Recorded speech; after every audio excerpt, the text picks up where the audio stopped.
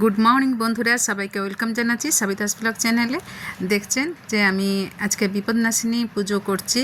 তো আমাদের এখানে যে রথযাত্রার সময় গুন্ডিচার থেকে বাহুড়া অবধি যে 8 দিন ভিতরে শনি মঙ্গলবার দিনকে সবাই ঘরে ঘরে বিপদনাশিনী পুজো দেওয়া হয়।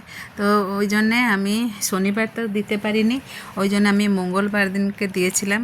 আর মেয়ে সোমবার দিনকে যে সব ঠাকুরের ফুল আর প্রসাদ যা যা সব দরকার, পান সুপারি, তো একটু জর্দা পাইনি, তো আমার শাশুড়ি মা ওর ভিতরে একটু দোক্তা পাতা দিতেন, তো আমি ওই জিনিসটা পাইনি বা মেয়ে আনেনি। তো আমি ওই রকমই পানের ভিতরে সুপারি দিয়ে মার কাছে দিয়েছিলাম, তেল সিঁদুর পান যেরকম হয়তো কলকাতায় তো সবাই ঘরে ঘরে করে। তো আমি যতটুকু পেরেছি তো আমি করেছি।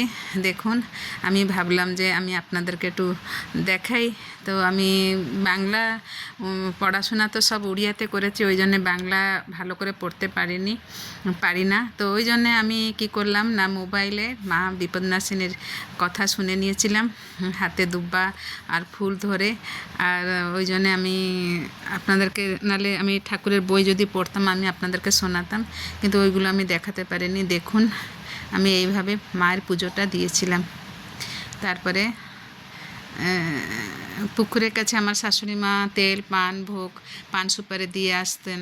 তো আমিও ওই রকম যে পুকুরের, আমাদের ঘরের কাছে একটা পুকুরের সাইডে, ওই রকম করে সব দিয়ে যেরকম আমার শাশুড়ি মা করতেন আমি ওই রকমভাবে পুজো করেছিলাম। আর সধবা বউদের সব ডেকেছিলাম, কিন্তু এত জোর বৃষ্টি হচ্ছিল, পুজো হওয়ার পরে ওরা সব এসেছিলো। তো যেরকম আমি পান তেল প্রসাদ ওদেরকে দিয়েছিলাম। আর দেখুন আমার পুজোটা।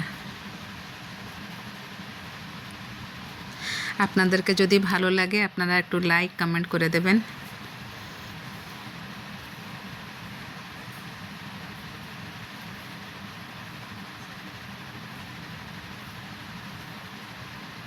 মা খুব প্রখ্যাত, আমি এটা জানি। যখন আমি নতুন নতুন বিয়ে হয়েছিলাম, মা আমার শাশুড়ি মা যখন বিপদনাশিনী পুজো করছিলেন, আমিও মাকে যা চেয়েছিলাম মা আমার সব পূর্ণ করেছিলেন। কেন, সত্যি খুব প্রখ্যাত